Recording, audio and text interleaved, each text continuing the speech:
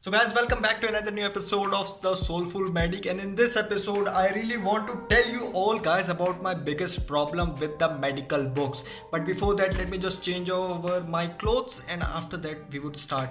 I would tell you about my biggest problem with the medical books and the biggest problem what I have faced with medical books in this all 3 years of my medical school journey. So let's just start this episode and let me just change my own clothes. So finally today I'm gonna tell you all about why medical books. I don't like medical books. I don't like मुझे medical books से पढ़ना ज़्यादा अच्छा क्यों नहीं लगता. My biggest problem with medical books. So here, as you can see, this is my my microbiology notes, and this specific chapter which you are seeing is made from the books, basically from reading books and understanding from the books, like you can see. And there's one thing which you could notice is that there are long sentences written here, and also the other thing which you can notice is there are certainly a lot of I should say non-important things that are being mentioned here in the notes. So let me just show you one of those things which are what I am talking about. Let's just say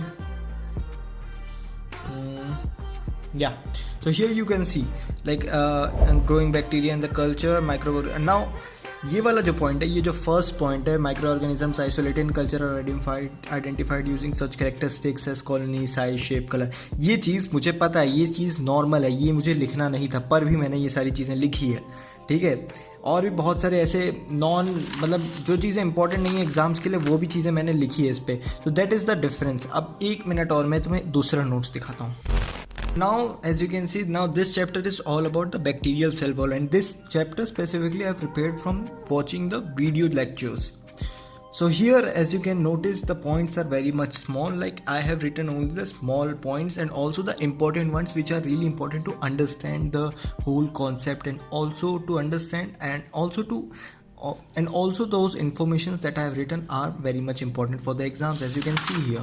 And these are a lot more, I should say, concise notes as compared to the last notes that I have shown here. So this month.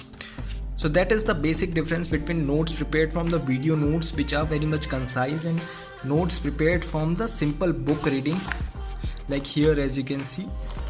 So that is the basic difference. Now coming on to the main point. So now you have seen what's the basic differences in the notes prepared from books and notes prepared from video sources. Now here's my hypothesis about all these problems. Now from the first year till the third year, I have tried very much hard to find out that specific way, that sustainable way to read medical books in an active manner. Basically, if you would see, whenever you read medical books, what you do is you do the passive reading. What we do is whatever written in the whole book, we just firstly read all those things, try to understand if we could understand, and after that what we do is to just copy out all the sentences and write down that in our notes and in a short form manner, I should say.